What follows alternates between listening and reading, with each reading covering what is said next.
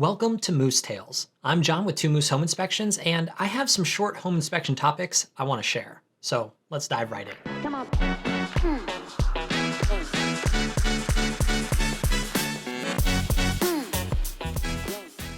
Colorado issued Emergency House Bill 21-1195 back in July 1st of 2022. And basically what this said is that if you are a radon measurement professional, then you need to be licensed with the state of Colorado. Now, at first I was like, oh, licensed in the state of Colorado for being a radon measurement professional, like why would that have to be the case? Because in my mind, I'm just like, oh, well, we're following everything that the EPA says that we're supposed to be doing. We have a huge quality assurance side of our home inspection company, and the type of technology that we are putting out in the field is cutting edge. And so I was like, why do we even need that bill? So the reason we need that bill is because not everybody does that. So let's dive a little bit deeper into the why. So the main thing is that basically radon is such a health hazard that the state of Colorado recognizes it as such and then said that our public safety is so important that we need to ensure that if somebody says that there are low levels of radon, that there actually are low levels of radon. And if somebody says that there are high levels of radon, that there actually are high levels of radon, so that way it can be properly mitigated. And so basically, what we have going on is that there are companies that charge the same amount of money that we charge to do a test, and their test uses equipment that is 10 times less expensive as ours and cannot be recalibrated, which ours is recalibrated annually.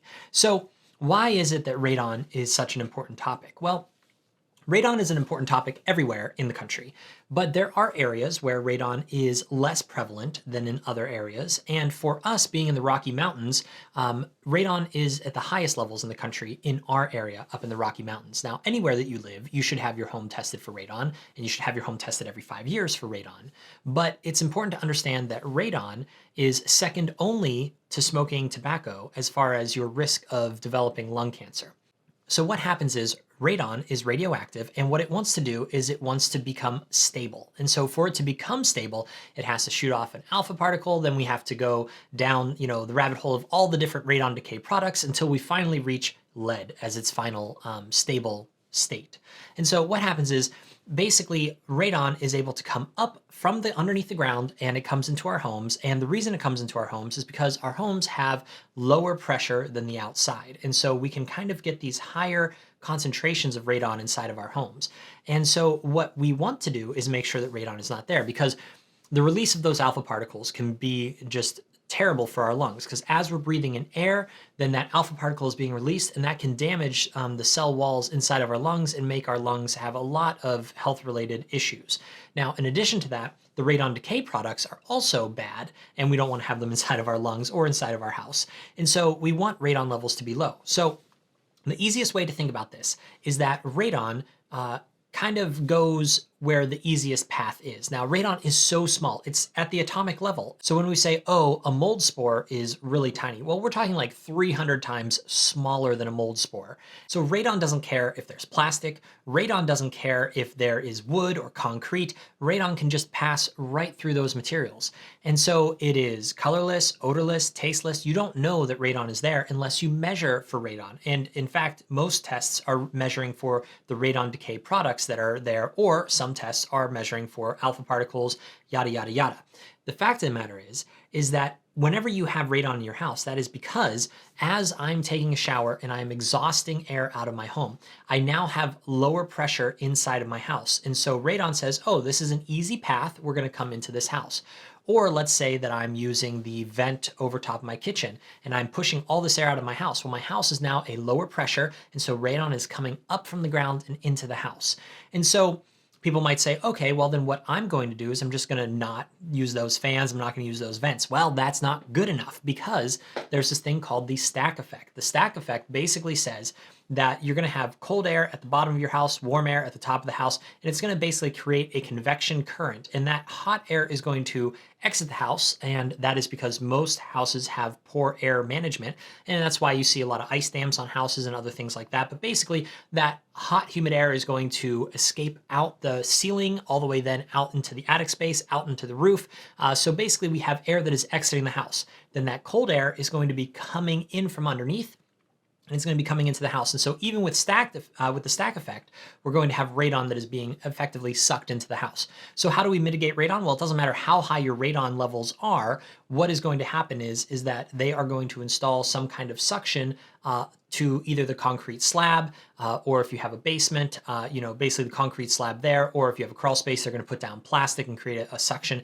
And so what's going to happen is that they are going to suck air out, and the air is then going to be exhausted outside of the house. And so with radon, what that means is that the radon is going to say, oh, I'm in this area right underneath the house, there's lower pressure here, and I'm just going to go into this pipe, really low pressure, and then the air blows it out, because radon is going to follow that path of least resistance.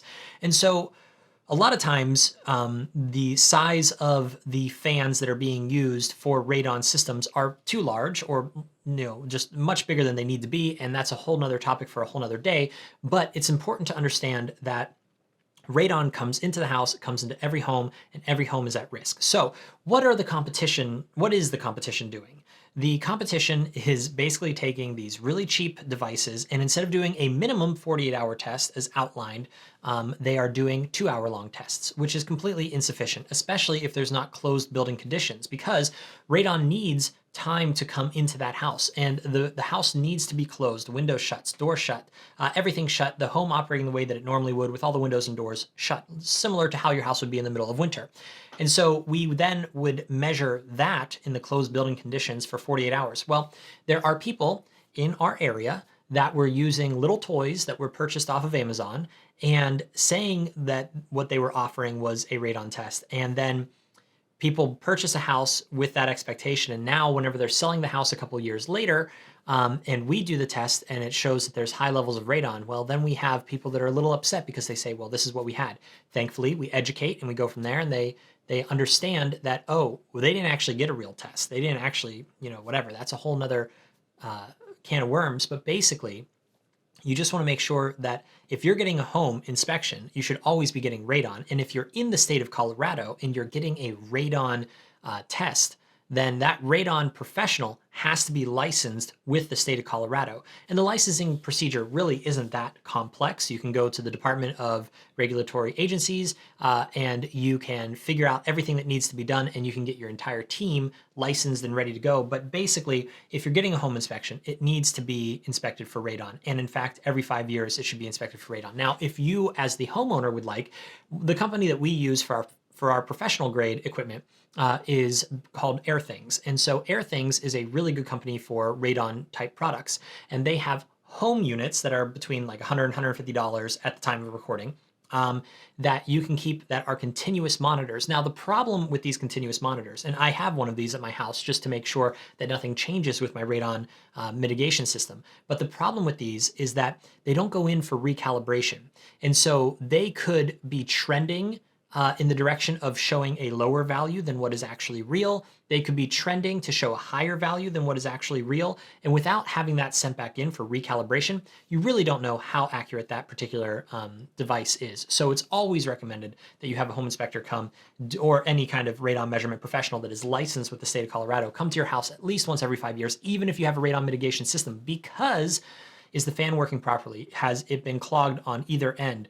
And there are so many different things that change in the house. Did I install a new bathroom exhaust fan? Did I install a new fan over the kitchen? A lot of different things can change in the house that can affect radon levels. And so the most important thing to keep in mind is the state of Colorado is concerned about the safety of the people in Colorado. And that is why if you're getting your home measured, a radon professional has to be licensed. Now, you can always measure your home yourself and use these test kits, but they are a little lackluster in comparison to what we're able to offer. But you don't have to be licensed to measure your own house, is what I'm trying to say. All right, that's a pop. Thanks for listening to Moose Tales. This short home inspection topic was brought to you by Two Moose Home Inspections and was intended for entertainment purposes only. Keep putting one hoof in front of the other and keep those ears perked up for the next episode. Thanks again.